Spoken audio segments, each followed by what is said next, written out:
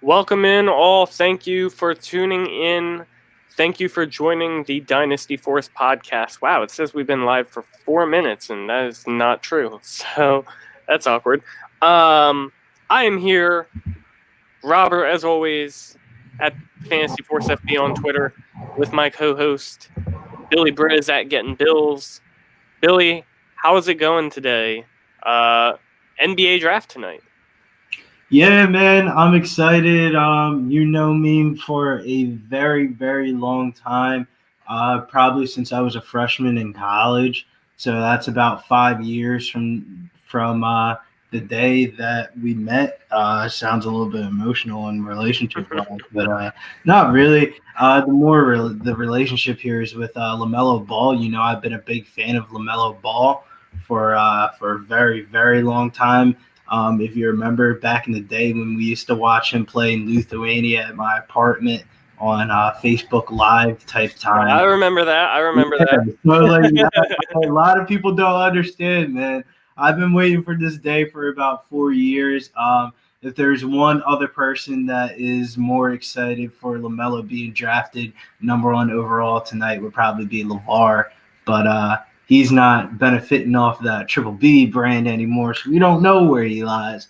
So the real third B in the family is Billy Brisbane. But I'm excited, man. LaMelo Ball, probably sometime during this podcast, you'll see me place a bet plus 180 on FanDuel for him to go #1 overall pick. While I think we'll jump into that in a little bit. All right. I mean, I think, and this is supposed to be a football podcast, but here we are. If I had to bet on it, I'm probably not placing many bets tonight, just because, I don't know, just where I'm at. Got other things to deal with, specifically homework and stuff that I'll probably pay more attention to. But if I had to bet on who would go #1, I would bet on Anthony Edwards out of Georgia. I just think he's kind of most, I don't know, polished. I would say more polished than LaMelo, more ready, and I think let's say Minnesota hangs on to it because it's kind of hard to project who would trade up to get it. And all we can speak on is what we know for right now. What's that? The Thunder, man. The Thunder definitely could. They have enough pieces, man. I don't know if you just saw before this podcast. They traded for Al Horford. Yeah. So they got 2 more draft picks. They have 3 draft picks in the first round this year. Yeah. They definitely have the moves to do it, but would they? I don't know. I think if they did, they would take Melo. But I think if Minnesota stays in the spot, especially with D'Angelo Russell and Karl Anthony Towns, they need wing help, and Anthony Edwards helps with that. So that's more so where I'm thinking. We'll get more into NBA draft stuff, despite the fact that this is a football podcast. But in the meantime, follow us on Twitter at Dynasty Force Podcast. Check us out on YouTube, unless you're already watching on YouTube, in which case, thank you. Dynasty Force Podcast. You can comment your questions about Week 11 Dynasty, Redraft, DFS, do whatever you want. You can comment on Twitter, YouTube, or you can send it straight to either one of us. And our Twitters are going to be right here, as I mentioned earlier, at Fantasy Force FB for me, at Getting Bills for Billy. And I mean, we can just move straight through because this is kind of the same thing we go through every week. But Billy basically always has a ton of DFS stuff, UFC bets, parlays. I saw him earlier. He tagged me in at the NBA draft bets. There's so much to kind of take in on Billy's Twitter as far as daily bets, as far as mine. I retweet a lot of stuff from other great accounts, and I personally post my own sort of matchup threads for each week. I post my own opinions here and there. So follow me at Fantasy Force FB if you'd like, or if you just want to get some money and nothing else, follow Billy. So that works. for both of us. Now, for the icebreaker, as I mentioned, we'd get back into it. It didn't take long. Favorite NBA draft bet, and this is all Billy's territory. As I said, I'm not really touching on it too much. So if you want to win some money, open your ears. And if this is already past, you're a podcast listener, which we are, available on all streaming or all major, I should say, streaming platforms. And if you are listening on one of those platforms, thank you for listening, but I'm sorry you're going to be a little behind on hearing these bets. So if you're here live, want to win some money, Billy, what are you betting on tonight? Yeah, man. My favorite bet of tonight is I'm going to start off with FanDuel. My favorite bet of the night is on FanDuel tonight. Killian Hayes to be drafted higher than Okun Ukanu, the USC center, who's dealing with injury concerns right now. I can lock that up at plus 285 on Sunday, and I threw a full unit on it. So solid amount of money. I'm say $100. So we're looking for that one to cash. 100 for it says 234, but I thought it'd be a little bit more higher than that. But you know how FanDuel is sometimes. They add the money back at the end. Really weird. But my second favorite bet of the night is number of freshmen drafted in the top 10 under 4.5, because a lot of people forget that LaMelo Ball was an overseas listed player. So he's not technically a freshman. So he's not technically a freshman. And then also Killian Hayes is catching some smoke of going inside the top 10. I think there'll be a lot of more international players that people haven't really heard of or been familiar with. So I have that under 4.5, lock that up at plus 103. Then I have Anthony Cole under 20.5. I think he's going to be a lottery pick. I think one of the teams are going to shoot at him and try to get him, maybe like a team like the Orlando Magic or something like that, plus 103. They have pick number 16. And then, those are the best I have for tonight.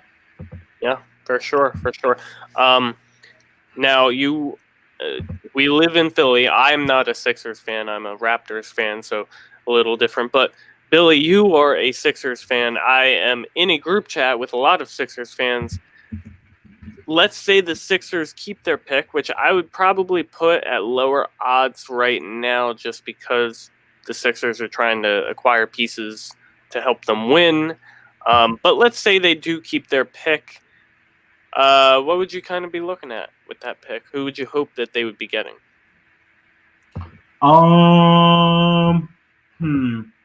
That's a good question, Rob.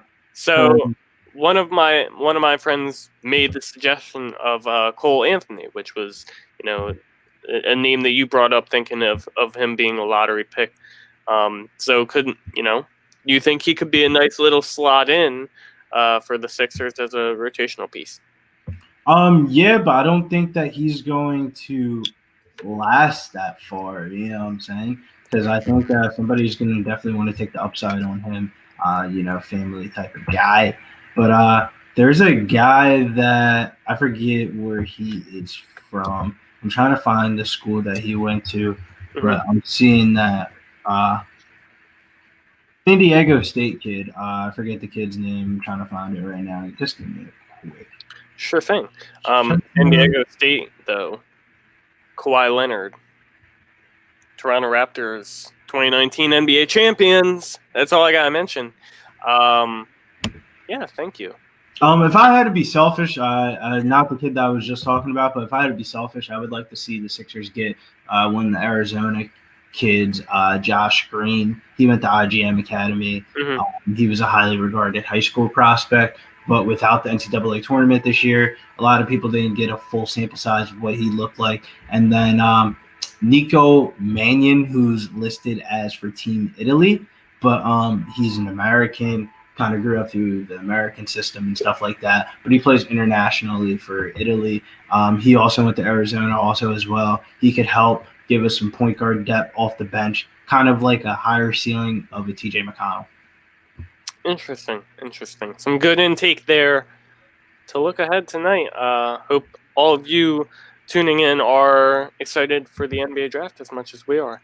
I'm more so just excited to kind of see where the the dominoes fall per se.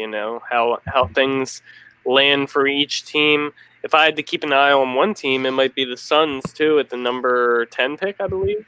They could make kind of a nice little trade to get out of that spot and pick up another piece to help them win. They just traded for Chris Paul too, so having Paul next to Booker, especially with Paul's age, they might want to force the issue a bit and help themselves win now. So some things to look forward to tonight, but this is a football podcast, as I have said multiple times, despite the fact that we've only talked about the NBA so far. So, advantage from FT. Let's get back into the football talk with some news, and it's like weekly that we're talking about Christian McCaffrey now. But he's been ruled out of Week 11. Basically, I don't expect McCaffrey to play next week either because they have a bye the week after. So why not give him another game's rest to earn 2 weeks of rest? And they've shown that they've been really cautious with him. Bill, how do you feel about Mike Davis this week? He has been kind of flattening out recently. He has not been as good as he was when he initially took over from McCaffrey. However, they do play the Detroit Lions, which is the 32nd best team against running backs, which is the best matchup to go up against. Yeah, man. I do like Mike Davis in this spot. It'd be interesting to see if people go back down the well for DFS last week. I smashed him in all my lineups last week. Almost got burned big time, man. But I think I'll probably go back down the well for GPPs. He'll probably be featured in one of my 3 max lineups. I just really like the spot here against Carolina. We know I like the spot for Carolina against Detroit. We really know that we want to attack the running game and then bringing it back on the other side. I also do like Swift, and I think he'll garner more ownership than Mike Davis will because of his week last week. Interesting. I do like Mike Davis too a lot this week. I think one of the big things too is his work in the receiving game, which has kind of gone down a bit. He was, when he was hitting, he was like 8 receptions a game, and it's cut down a lot. He's more around the 2 or 3 reception area in recent weeks. So if they get him involved again in the receiving game, I think you'll be happy. I think you'll be happy regardless this week, though. With the matchup, I think Detroit makes it a little too easy for people to run on them. So that'll work. All right. Joe Mixon. We really haven't talked too much about Joe Mixon on this podcast because it's just a really weird situation where the foot sprain was kind of seen as like not a big deal and that he would not miss any time. But here we are, this is going to be the 5th week after the injury, I think. I think it was 2 games, then a bye week, then he missed last week. Now he's not practicing today. I was asked by a follower of mine on Twitter. I think he was asking, like, should he start certain people, and he has Gio Bernard and all this. So I showed him a tweet from Ben Baby, who is the beat reporter for the Cincinnati Bengals for ESPN, where he, point blank asked, like, is the plan for Gio Bernard, or not Gio, for Joe Mixon to play this week's 11, week 11 against the Redskin or Washington football team. And Zach Taylor, head coach of the Cincinnati Bengals, said that was the plan. So, it seemed like Joe Mixon was ready to come back this week too, and now he's not practicing today. He didn't even do rehab work. Taylor said he didn't have a setback. It's just a really weird situation. Billy, I'm not even sure what I'm asking you, but what are your thoughts kind of on the situation?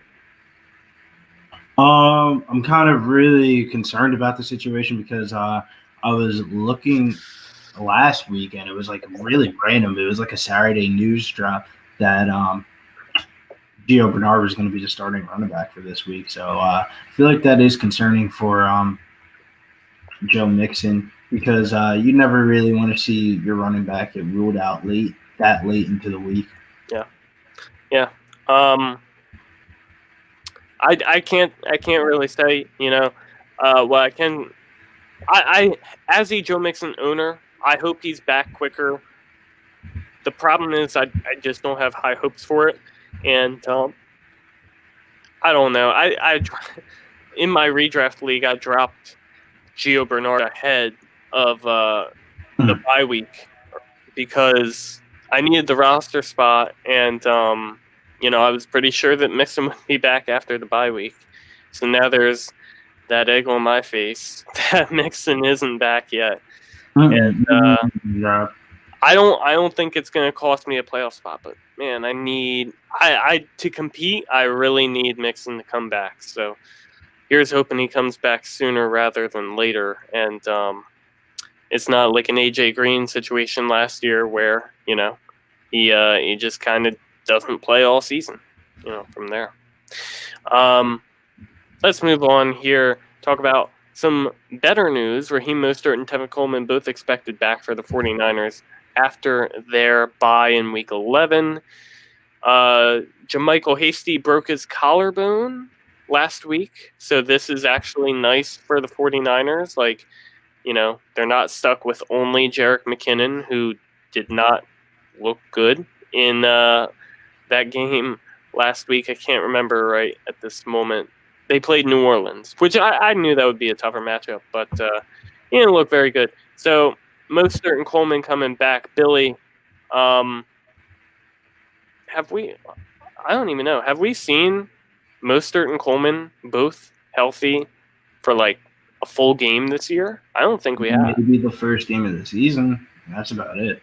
Was that the week that Coleman got knocked out? Or was that the second week? I honestly don't know. But the injuries that the 49ers have dealt with this season, man, it's just one of those throwaway seasons, but it's crazy because they're still like 4-5 or something like that. They're not bad.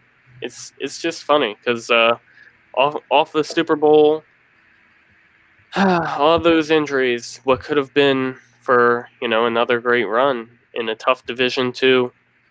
But getting Mostert back. Mostert, I saw a tweet from Jacob Vines earlier. I think he's at JSnakeDFF on Twitter. The top 10 running backs in points per game with at least 3 games played. And I think Mostert was number 8 at 15.7 or something like that. So getting him back for a lot of fantasy teams, specifically my Dynasty team, will help a lot. So, yeah, for sure. And with Tevin Coleman, I mean, he's kind of just. I think Mostert's going to be the guy, and Coleman's going to be the depth piece. So we'll have to see if Coleman has a role come Week 12. And then moving on here, Kenny Golladay, he returned to practice this week. He returned today, so he will likely play this week. Detroit Lions play against the Carolina Panthers. Billy, any sort of hesitation with Kenny Golladay, or are you just, he's a top 15 guy again? I feel like for redraft leagues, you're going to have to start him if you have him on your team.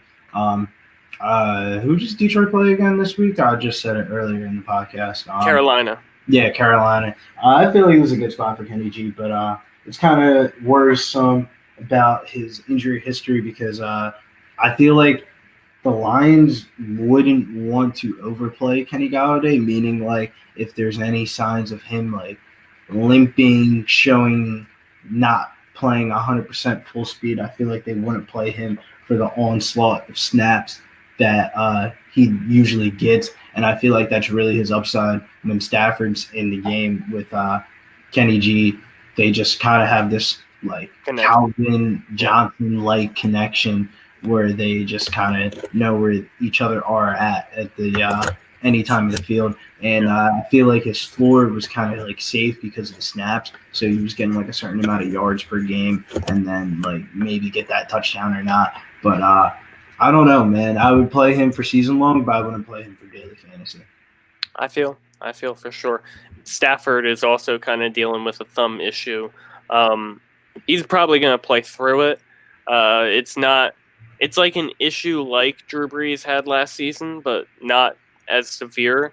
But it is definitely something to monitor. And if Stafford were to go down, that definitely takes or causes a dent in Kenny Galladay's fantasy stock as well. Real quick, Shams Charania tweeted, Warriors star Klay Thompson suffered an apparent lower leg injury today and is undergoing tests to determine the severity. So, Klay, that's a tough domino to fall there for the Warriors if they don't have Klay for this season too. And I don't know. I think the way things worked out for the Warriors last season with the injuries kind of worked out for them to have the number 2 pick and just, work towards being a competitor again. But if they're dealing with injuries again, it could be rough. Could be rough. All right. Just a quick little note there. And now we're going to head into our main segment, the part that you come for, I hope, our hype and our hate, the guys that we like, the guys we don't like for this week. I don't know. I didn't do too much looking into last week, but I know it wasn't great. I said I was hating on Josh Jacobs, who had a great performance against the Denver Broncos, but I feel like the Broncos didn't show up in that game, and the final score was like 30-6, and Devontae Booker 8 on the Broncos too. Like it was just a weird situation where I feel like the Broncos weren't themselves. Bill, I know you had a miss too, and I had it, but I can't remember at the moment. Duke Johnson. Duke Johnson was someone you were hype on, and he did not perform to expectations. I mean, 14 carries for 54 yards. You could do worse. But nothing in the receiving game. But also, if you watch that game, it was just like terrible weather all game, and Cleveland was kind of focusing in on shutting down the run. So it was tougher. I have higher hopes for Duke in the future, but we're all human. We all have misses, and last week wasn't our best week, but here we are to redeem ourselves for this week coming up, week 11. Bill, you want to lead us off? Yeah, man. The quarterback that I would like to talk about this week, one of my favorite quarterbacks for DFS this week also as well as Jameis Winston, with Drew Brees being out for this week and weeks beyond this week with the rib injury. I love that Jameis Winston's finally getting the starting gig for the Saints. Last year, he led the league in passing yards. Of course, that came with 30 interceptions. But that's a perfect fantasy quarterback scenario. I'm not a diehard States fan or a Saints fan at all. I just kind of want to play the fantasy aspect of it. And Jameis Winston equals great fantasy game scenarios. And the Falcons have allowed a league-high 26.8 fantasy points per game to the QB position this year. Their defenses look better of late, but there's always going to be, like, how good are they really? You know what I'm saying? Mm-hmm. Defensively. And I know Taysom Hill is going to get those manufactured plays and snaps behind the quarterback position. But I love this spot here. I'm going to smash it. Run it back with some of the juicy Falcons pass catching options. One of them I'll talk about later on in the episode. Sure. Real quick. I'm asking for a friend, not for me, I promise. But Jameis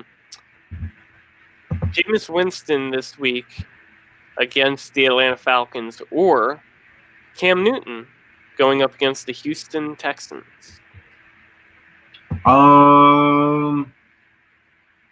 I would probably say Cam because of the rushing floor aspect.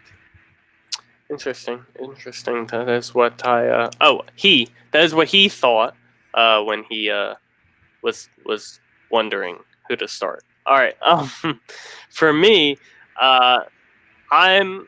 This isn't me saying like, start him this week because obviously you're starting him this week. A lot of fantasy analysts around right now are ranking him very highly in their top 10. But this is me saying if you can buy him now, I pay whatever price you can for DeAndre Swift because he is on that sort of like, that trajectory that we've seen in years past, many, many years. It's like a tradition anymore where there's always at least one or two rookies where towards the end of the season they really, really start shining bright and they come up and they become like fantasy winners. Like they help win your league. Miles Sanders last year, over the last, I want to say 6 weeks, he was a top 7 running back when Jordan Howard wasn't playing. And last week, DeAndre Swift had a great week. He was made the starter. Detroit looks like they're going to stick with him the rest of the way, as they should. But, the work that DeAndre Swift got, like, if you can do whatever you can to get him on your team, I think he's going to be a huge difference maker. And I think he's someone that, like, if I had to pay a large price for DeAndre Swift in, like, I don't know, Nick Chubb plus another piece, I'd probably be willing to do it as long as I didn't need that second piece. But still, the upgrade, I think DeAndre Swift has that top 5 upside rest of the season. And I'm not just saying that because I own him on a league where I'm hoping to win the championship. So, DeAndre Swift, Bill, I know you kind of agree with me here on what you think his trajectory is for the rest of this season. Let me ask you real quick, though. As two people, I'm going to make a deep reference here. The year of Amir, two former Amir Abdullah Detroit Lions running back owners. When he was still young, he was a rookie back. He was finally healthy-ish. He was never really, good when he was healthy. But still, two guys that had hope for the Detroit Lions backfield those few, I don't know, how long ago, 4 years ago. What are your hopes for DeAndre Swift in the future? Oh, man. DeAndre Swift's future is, I think, very high here. I just hope this offense doesn't take a step back because I feel like as time is going on, they keep on taking steps and steps back from where they used to be at. They used to be one of the teams that you would want to target offensively for their pass catching options. All those years that we used to. Calvin Johnson, Golden Tate. Yeah, that's what I'm saying. Calvin Johnson, Golden Tate, and then Kenny Galladay of recent last year, and then Marvin Jones back when he used to be like a stone cold wide receiver number 2. Yeah. But yeah, man, I just feel like overall though, I feel like it's really just the coaching. Matt Patricia comes from that Bill Belichick background, and he's just doing it the bad way, not the Belichick way, and using multiple running backs when you can just use one running back and get way more upside out of it. But I'm not the nutritionist that knows what a 23-year-old body in the NFL looks like. So yeah, definitely. All right, Bill, how about you touch on the running back position here? Yeah, the running back position here, the running back that I'm going to talk about here is Indianapolis Colts Nyheim Hines. I feel like I'm box score watching here, but maybe I'm really not, Hines, I feel like, emerged as the game script proof Colts running back. Hines' dual threat ability, and then mixed in with the Packers having such a bad rushing defense. I feel like a lot of people don't know, but I will tell them now. The Packers have allowed the third most receiving yards to the RB position this year, and they're also one of 4 teams to allow 4 receiving yards, 4 receiving touchdowns to the RB position this year. So that just screams like a Nyheim Hines smash spot for me this week. And maybe some people are going to say I'm box score watching here, but maybe I'm really not, because the stats say that Nyheim Hines is in a perfect game spot here against the Packers, and he's going to come out of suppressed ownership in DFS this week. And he might be a guy that you didn't start last week for season long, and you're sitting there thinking like, do I really want to start this guy? Do I don't want to start? Point chasing. Yeah, my point chasing here, my box score watching here. You're not. The stats match up with the eye test, and Nyheim Hines is the game script proof Colts running back. I mean, I like the take. I like the argument. And I think, too, the Packers are one of the few teams that will actually be able to score on the Colts defense. So, while I'm not buying into the Packers offense as a whole, I think they can still have success as long as Devontae Adams is playing, but we expect him to play. But yeah, I like the Nyheim Hines take. Yeah, for sure. I don't know that he's the every week kind of game script proof guy, but I definitely like him this week against the Packers. I think he will be needed. Moving on here. For me, I'm going to touch on the wide receiver position a little bit. I'm going to touch on Jakobi Meyers, wide receiver for the New England Patriots. They get to take on the Houston Texans this week. The Houston Texans are like just a bad defense. They're not good really at anything. And the New England Patriots, just the way that they've kind of changed and had to change of recent, they're a very run-heavy team now, and I expect that in this game. But when they throw the ball, they tend to throw the ball towards Jakobi Meyers. He's seen an immense amount of targets since N'Keal Harry and Julian Edelman went down. Julian Edelman will not be available in this week. N'Keal Harry came back last week, but that did not make a difference on the target share for Jakobi Meyers. So I think in a good matchup, I think Jakobi Meyers is someone that you can flex with confidence and, go from there. Bill, quick, give me your thoughts on Jakobi Meyers. I think he's going to be probably like the most popular option in daily fantasy this week because DraftKings priced him at $4,500. Cool. He's been leading the league for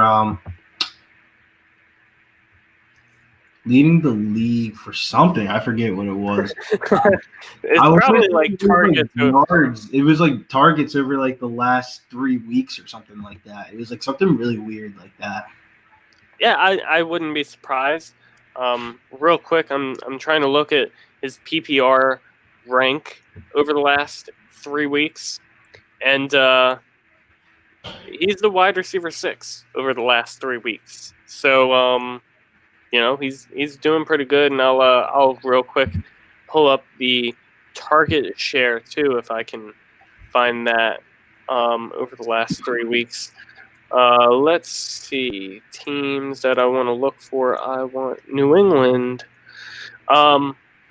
But yeah, he's just been so heavily involved recently. They needed a guy that they could count on in the receiving game, and he has really shown to be that guy.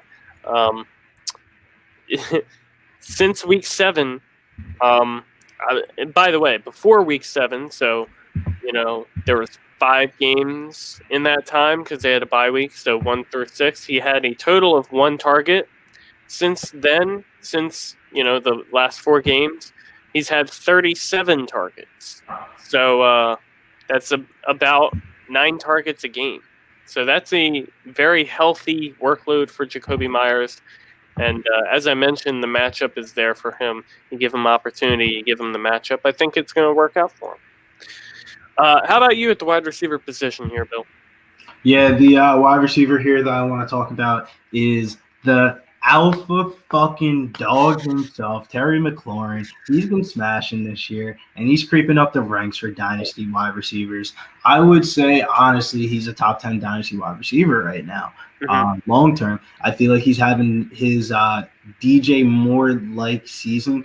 Remember how last year DJ Moore obviously didn't reach his full ceiling, but the yards after catch was doing so well, and the touchdown numbers were just good enough for him to consider as a breakout type of season. And I think the exact thing is being said here for Terry McLaurin. And I feel like he's capable of anybody else of being the best person in the league of turning short passes into large gains. And he's one of the league leaders for yards after the catch this year. And this is a good spot against the Lions. I think Redskins are going to benefit from playing in a dome finally.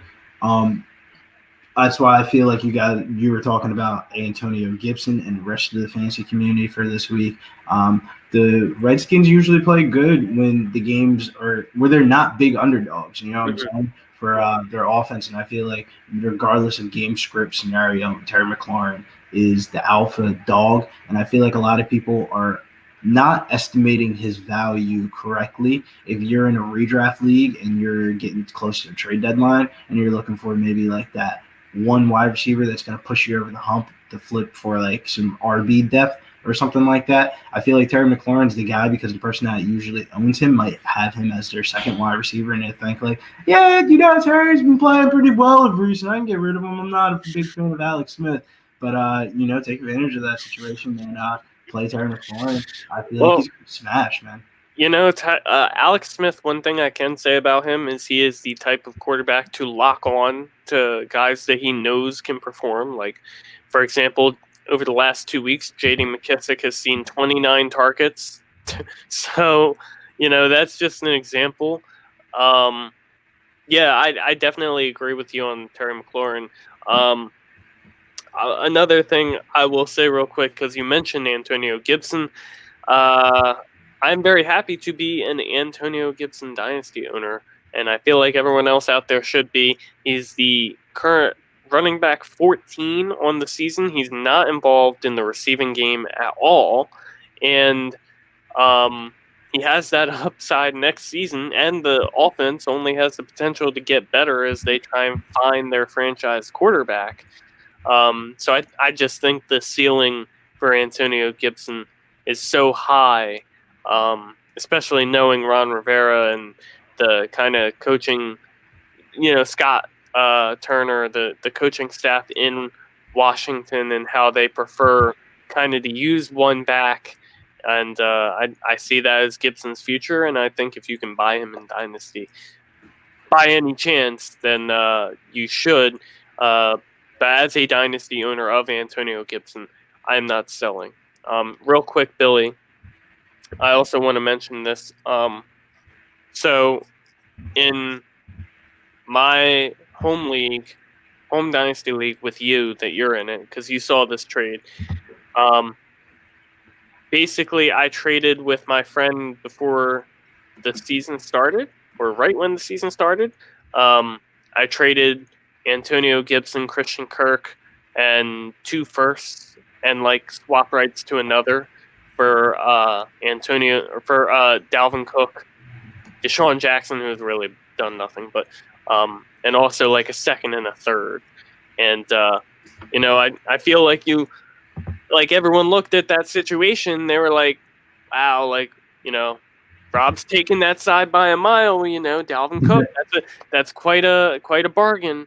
Now you look at the situation, you're like, damn, Dalvin Cook's obviously a great back. He's a top 3 dynasty guy and all this, but the future of Antonio Gibson is so bright, plus the firsts, that it's I don't know if it's so one-sided anymore. I kind of want to go back on that. But anyway, that's just a little, side note. Terry McLaurin, great as well. I like what you said about him being a top 10 dynasty receiver as well. A lot of people probably wouldn't give him that respect, but they wouldn't give that respect to a lot of guys that have earned it over the years. Guys like Allen Robinson and Keenan Allen over the years, they would just perform year in, year out and just keep getting disrespected.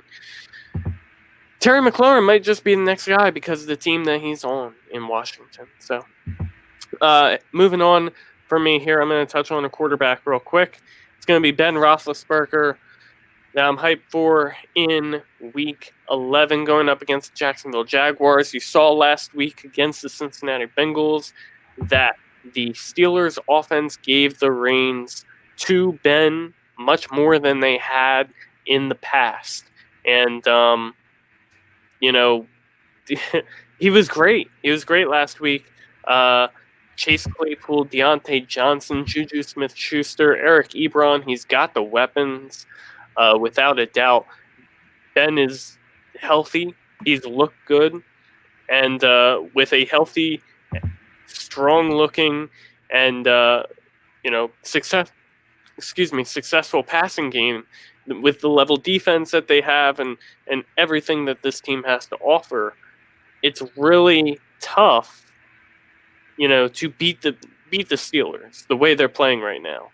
And I don't, they had so much success last week. I definitely don't see them going away from it. And the Jaguars played a little better last week when they played against the Green Bay Packers, but I'm trusting the Steelers offense. I'm trusting that they're feeling it right now, and I'm going to ride the hot hand here of Big Ben.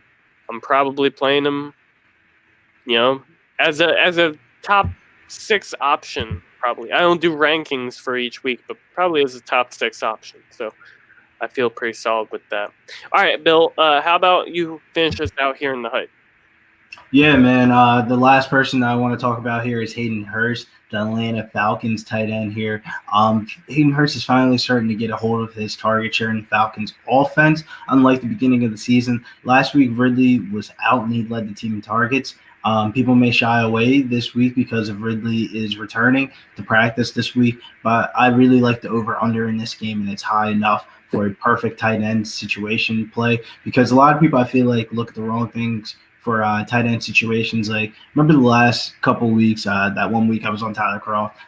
It's really just following the over-unders and picking a tight end that is going to be in a high over-under type of game. That's the easiest way, I feel, to predict tight end, because he's going to be in better game situations to be able to score touchdowns in a high over-under. If we already know a lot of points are going to be scored in the game. I really like Hayden Hurst this week. I think he's a good DFS play, and I think he's a good fantasy option for season-long leagues this week. Sure. Yeah, definitely. Hayden Hurst has been a lot more involved in recent weeks, too. So I definitely like the Hayden Hurst pick here. Also, NBA draft news related. Houston is trading Trevor Ariza and the 16th pick to Detroit for a future first. So, clear up some cap for them. They definitely need it with the situation they're in. But, yeah, for sure. All right, let's move on here to the hate. I'll go first for some players that I'm hating on. I'll start off with the quarterback position. It's going to be Jared Goff, quarterback for the Los Angeles Rams. Another miss last week because I believe that I was hype on Jared Goff going up against Seattle, and that game did not go as planned, as Los Angeles just kind of manhandled Seattle in a way that we had not seen Seattle manhandled to this point this season. This week, Jared Goff goes against the Tampa Bay Buccaneers. It'll be a very good game, but, for me in this situation, I'm not really interested in playing a guy like Jared Goff against a tougher defense in Tampa Bay when you saw last week the way that Los Angeles wants to play, which is they want to run the football, they want to play good defense, and they just want to win with their three-headed monster. They don't really care about fantasy. And here we are again, Jared Goff. I'm just not willing to trust him in this matchup, and I'm probably not playing him. Me saying this, he'll probably do well, but, personally, I'm just not out here playing. How do you feel about Jared Goff, or even, Tom Brady, same matchup? Yeah, man, I feel like the Jared Goff week was last week. Yeah. and it didn't happen to. So it's pretty sad, but can only hope for so much, I guess. Yeah, I definitely feel you on that one. Quarterback position for you, Bill. Yeah, the quarterback that I'm hating on this week is Aaron Rodgers. I feel like people will just assume here that Aaron Rodgers will keep on churning out these 2 touchdown performances. But I feel like a lot of people are sleeping on the Colts defense. The Colts defense is tied for 3rd best in the NFL with just 1.2 passing touchdowns per game. In addition, the Colts have given up 0 touchdowns passing in their last 2 home games, and I don't think this is a Rodgers smash spot here. Yeah, I mean, like, the Colts are tougher, and no, I definitely understand. I don't know if I'd be benching him just because he's Aaron Rodgers. He's been so good this season again. Last season was kind of the off season, but he's bounced back in a big way. So I don't know if I'd be benching him, but there are definitely better options out there, and if you can get a hold of one of them, then I might consider benching Aaron Rodgers. For me, at the running back position, I'm going to be taking James Robinson. I mentioned that the Jaguars play the Pittsburgh Steelers this week, and that is why I am not, having high expectations for James Robinson. I was going to say benching, but you're not benching James Robinson because he has seen too much work in recent weeks to where, or I'm sorry, not recent weeks, the whole season. He has just been an utter workhorse for the Jacksonville Jaguars, and I mean it's James Robinson in that backfield and no one else, and he gets so much work that you have no choice but to play him each week, and he's been good with it. But against Pittsburgh, really they've been shut down against running backs basically all season. They've allowed a few good running back plays, but mainly they're on the heels of long touchdowns. And I don't see James Robinson getting a long touchdown in this game. He doesn't really have that breakaway speed. He's a good back regardless, but, I just think he'll find it tough sledding in this matchup. So, like I said, you're not benching him, but he's probably someone that you're going to have to adjust expectations for. Yeah, just simply, and here we are. Bill, you were hype on a Colts running back. I guess it only makes sense that you're hating on another. Yeah, man. The running back that I'm hating on this week is Jonathan Taylor. If you want to know why, just go back a little bit and look at the Naheem Hines tape. Jonathan Taylor has looked awful this year, but he has a good playoff schedule. So I feel like a lot of people in the fantasy community, if you're watching different other podcasts and stuff like that, they're going to tell you to go out there and go buy Jonathan Taylor and stuff like that because the Colts have one of the best playoff schedules this year. But I'm not buying in for the rest of the year until I see different. The question I have here written is to ask you, how are you evaluating him for Dynasty? For the upcoming season. I know trade deadlines, a lot of people are dealing with trade deadlines this week since Thanksgiving is next week upcoming here. Are you looking to buy Jonathan Taylor, or are you devaluing Jonathan Taylor? Because pre-draft Dynasty, I would say a lot of people would draft Jonathan Taylor over a guy like Josh Jacobs, or it would be like a 50-50 split. Right now, I don't think that's a split anymore. No, not at all. It's funny. Here, I'll actually pull it up right now, but I'm in a industry mock draft for a Dynasty mid-season startup. So, this has been going on for, I'm going to say 2 weeks now. And I'm with a lot of guys who actually, are deep into this, so they know what they're talking about. Jonathan Taylor went 306. This is super flex, by the way. 306. He actually went 1 pick ahead of Aaron Jones. A few picks ahead of Austin Eckler, J.K. Dobbins, Joe Mixon, DeAndre Swift, James Robinson. I'm not sure if that's just kind of a guy still hopeful for Jonathan Taylor, but for me personally, I'd probably have. I definitely would rather have Aaron Jones at this point right now, even with him being a free agent. Don't really know his future. Dynasty, I think Austin Eckler, he's got that security. He's been locked up, and he's their clear number one the way Justin Herbert looks. J.K. Dobbins, that's kind of a toss-up, but I think I'd rather have Dobbins. And then Joe Mixon, too. He's proven his talent. I'd much rather have Mixon as well. Again, locked up for multiple years. I think the big questions there would be, as far as the guys who are going recently or shortly after him, DeAndre Swift and James Robinson, who are both rookies as well. Those are good. That's a good question. DeAndre Swift, I would have to take DeAndre Swift, especially with what we can expect for him rest of the season. James Robinson's the tough one, though. I don't know, man. Because you just gotta tell me what the quarterback is back there next year. You know what I'm saying? Lawrence, he might fall into a Joe Mixon type of scenario where, remember last year we were I don't know if I want to play Joe Mixon, Andy Dalton back there, and then Joe Burrow goes back there, and then it's just all right, let's get these Joe Mixon shares in. You know what I'm saying? Definitely, man. But here's the thing too: James Robinson being undrafted, are they really going to commit to him? Who knows? I would probably take Taylor there. The draft capital is there. The offense, the offensive line, the setup. Things are set up for a brighter future for Jonathan Taylor. I just feel like, something's just not clicking this year. And, can I ask you a question? Yeah. Is Raquel Armstead still on COVID IR? Yes. Yeah.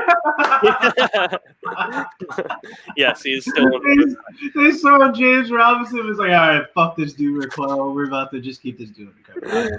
Keep a spot on the roster. No, he's actually, I don't know, though. Because I saw it a few weeks ago that he was still on the COVID IR, and he was dealing with it for, 2 months, and it was, in and out of the hospital and all this. I'm like, it's just weird because you don't see that with NFL players because generally they are healthy, and healthy people tend to not show too many signs for COVID. But, 2 months to be in and out of the hospital, and he's still on the COVID IR list. He's not going to play this season. It's pretty crazy.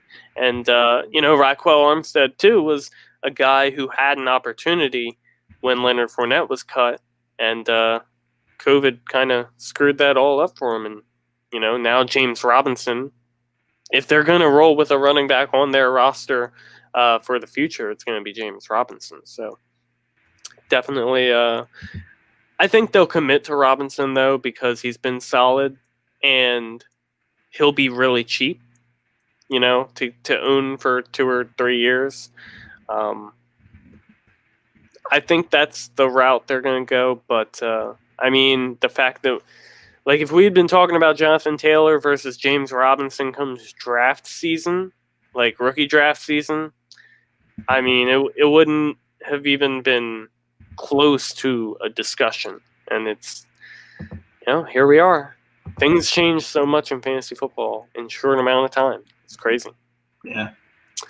I'll round out my hate here on Mike Evans. I'm touching on the Rams Tampa Bay matchup again. Basically, the Rams are one of, I believe they're the second best team against the wide receiver position this season so far, which makes sense. They have a great cornerback group. They have an excellent pass rush.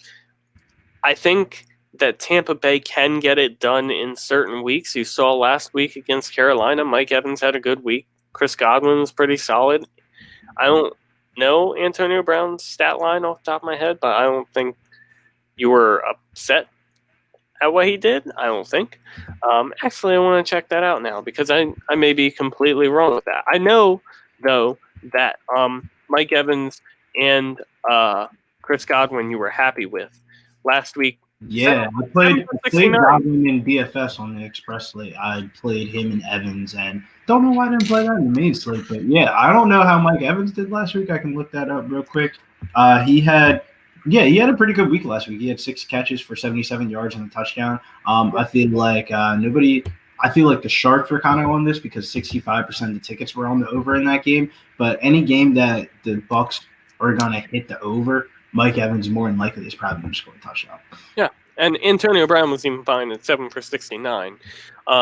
Last week was just a huge week, and the over/under it's 47.5 the last that I checked, which is a little lower, but you're trying to divide 24 points between Brown, Evans, Godwin, Grunk, Ronald Jones, whoever. By the way, Ronald Jones was a big hit for me last week. I just want to take that victory lap because I know I said last week was poor for us for a lot of it.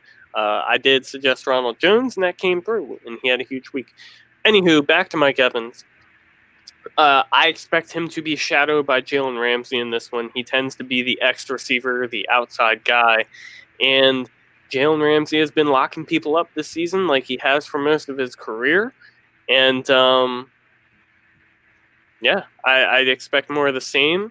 I expect Tom Brady to throw to who is open, and I don't expect it to be Mike Evans very often. So would you be playing Mike Evans in this game as a, let's say, top 28 wide receiver? I know it's a weird line, a very weird line, but probably top 28 because who are the Bucks playing this week? Rams. Yeah. Monday night. No. Ramsey. This is a Ramsey game. Yeah, for sure. All right, Bill. How about you round us out here? Yeah, man, I'll ring us out here. Jared Cook, tight end. That's the tight end I'm hating on this week. Rob alluded to this earlier on in the podcast. Oddly enough, Taysom Hill across a lot of DFS sites and season-long fantasy leagues, he's listed as a tight end. Jared Cook is the real starting tight end for the Saints, but Hill being listed as the same position is better for fantasy points. Like, he's been running a lot more lately, gaining 99 yards off of 15 carries the past 2 weeks, and he should take more snaps under center with Drew Brees being out. And what other tight end do you know at the position has passing opportunity upside, which raises his floor for a sketchy position overall in itself? People will see the Falcons' defense allows the most fantasy points per game to the tight end position will automatically want to play Jared Cook here. But I think Taysom Hill is a better play. I talked about this. That was my one concern about Jameis Winston's full upside here in this spot is that Taysom Hill does some janky shit and scores a touchdown or something like that, either through the what other tight end do you know that can score a touchdown off the ground, through the air, or passing? Yeah, Taysom Hill. He's not technically a tight end, but he has that eligibility, so why not take advantage? And Billy and I were talking about this, and it's not that I think that the Saints will start Taysom Hill. I think they will start Jameis Winston because they are trying to win. We know what Jameis Winston is. He's a good backup and all this. But I think it would be smart for them to try to see what they have in Taysom Hill because Brees obviously isn't out forever. And I think they're going to be, they should be able to beat the Falcons as a team. There's just been speculation like, is Taysom Hill the franchise guy for New Orleans? When will we ever really be able to see about that unless they head into next year with him as the clear-cut starter? And at that point you're in a little too deep, in my opinion. Because if he doesn't perform, then you're kind of SOL. You're just going to have to stick with him at that point. So I would suggest kind of starting him now, seeing what you have so you can make your adjustments and your opinions, based on that in the future. Like I said, I don't expect the Saints to do that because they're trying to win. Jameis gives them the best chance to win and all this. So anyway, kind of talked for nothing, but here we are anyway. Bill, I mentioned at Getting Bills on Twitter. You can see it on the screen too, even better. Me, Fantasy Force FB. Show at Dynasty Force Pod on Twitter, Dynasty Force Podcast on YouTube. Again, you can find us on all major streaming platforms. Billy, you said you have another podcast that you're about to head into. You want to talk about that? Yeah, man. Pub Sports Radio. Make sure you check it out. We have UFC fighter Gustavo Lopez, who was on a recent card. He got a late notice addition to the card. It was about probably like 2 weeks ago, and he knocked the dude the fuck out in the first round. So glad to see him come over to the podcast. Pub Sports Radio will be probably interviewing him for about like 20, 30 minutes and then get into the big UFC 255 card. Got it. Talking about my subscriber plays on there. So you're getting free plays if you watch the podcast. So hopefully all those plays can cash because I played them also myself. Played a lot of money on them. So hoping to have a good week here, Rob. For sure. Check Bill out. You can find that link on his Twitter or Pub Sports Radio's Twitter. And to round us out here today, Survivor picks, this series that we've been in this season. Bill is 8-2 on the season. I'm 7-3. As you see, the 20 teams that we've gone through there at the bottom. We're getting into the nitty-gritty here, as you can kind of tell by our picks this week. I am taking the Minnesota Vikings. They are the home team against the Dallas Cowboys this week. And the Minnesota Vikings have been playing a lot better football recently. And I believe this is a week where Dalvin Cook is just going to manhandle the Dallas defense. And the Minnesota Vikings are going to manage the clock. And I believe it would be extremely surprising if they lost this week. Bill, I like your pick a little bit better, though. You want to dive in? Yeah, man. My pick right here is the Los Angeles Chargers at home going against the Jets. East Coast going to West Coast for the Jets here.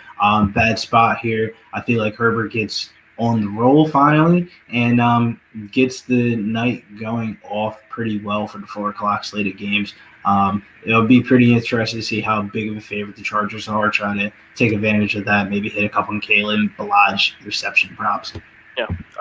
Both teams as of right now are 8-point favorites, Minnesota and Chargers, and the Chargers. So, both teams have potentials for big wins. It was a little easier on us this week. Like I said, we're getting into the nitty gritty, and it's going to start getting ugly here soon for our Survivor picks. But tonight or this week, I think was a little bit of a nice reprieve. We don't have too many rough situations this week, so happy with that. Thanks again for tuning in, everyone. Hope you enjoy the NBA draft tonight. Well, I don't know. Let's go Raptors, but they don't have a very relevant pick, though I can say that they took Pascal Siakam with 27th pick in the draft a few years ago, so 29 could be a lucky number here tonight. We'll see about that. And Bill, best of luck to the 76ers. We'll see what happens. I will see what happens. All right, guys, thanks again for tuning in. Hope you enjoyed the episode.